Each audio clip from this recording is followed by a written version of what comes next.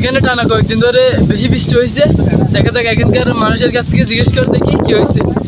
এখানে প্রচুর বাতাস ভাই, এখানে বাড়িঘর ডুবে গেছে ভাই। আমরা কি করবো জানি না ভাই। এখানে আমরা কোনো জানি না মানুষের অবস্থা কি হয় ভাই।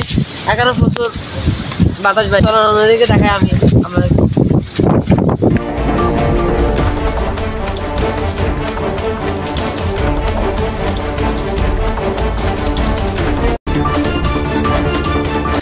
ভাই বলেন তো এখানের অবস্থা কি?